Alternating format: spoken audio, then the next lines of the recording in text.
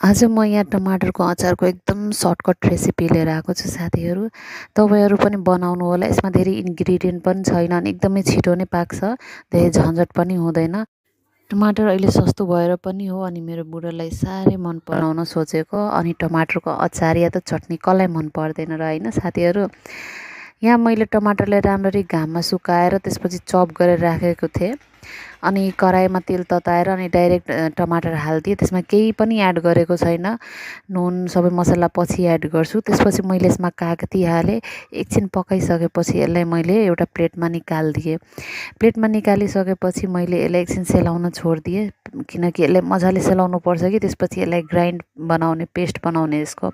त्यसपछि फेरि मैले कराईमा तेल राखेँ। त्यसपछि राई, मेथी, जिरा, त्यसपछि लसुन अनि यो रातो सुकेको खुर्सानी मैले एड गरेँ। त्यसपछि मैले हिङ पनि एड गरेको थिएँ, यो भिडियोमा क्याप्चर भएको छैन। अनि त्यसपछि मैले यो एकछिन यो फोरन पाकिसकेपछि यो टमाटरको पेस्ट मैले कराईमा हालेँ। यो पेस्ट हाल्ने बित्तिकै यस्तो राम्रो बास्ना आउँदै थियो। त्यसपछि मैले पेस्टलाई राम्ररी यति बेला मैले यो सबै नै लो फ्लेममै गर्नु होला है साथीहरू। त्यसपछि मैले यहाँ बिस्तारै बिस्तारै चलाउँदैछु। त्यसपछि यसमा मसलाहरू चाहिने मसला नुन, त्यसपछि बेसार अनि खुर्सानीको धुलो, यति मात्र सामानले नि यस्तो मिठो अचार बन्छ नि, तपाईँहरू गेस गर्न सक्नुहुन्न। यसको टेस्ट पनि यस्तो मिठो हुन्छ।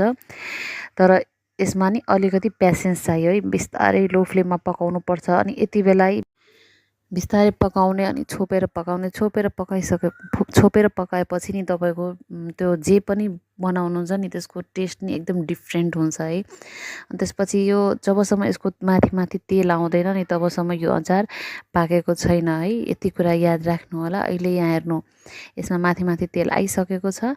मेरो अचार चाहिँ रेडी भइसक्यो। यो टमाटरको पनि राम्रै युज भयो। यो अहिले सस्तो भएको सिजनमा। अब यहाँ मैले यहाँ कन्टेनरमा मैले हालिसकेको छु। अब यो त्यो टमाटर जुन बेला महँगो हुन्छ त्यति बेला पनि खान मिल्ने। अनि जुन दिन टमाटरको चटनी बनाउन भ्याएन भने त्यति बेला यो अचार पनि खाँदा हुन्छ। रोटीहरूसँग, पुरीसँग त साह्रै मिठो हुन्छ। तपाईँहरू पनि ट्राई गर्नु होला है। हस्, थ्याङ्क यू, बाई बाई।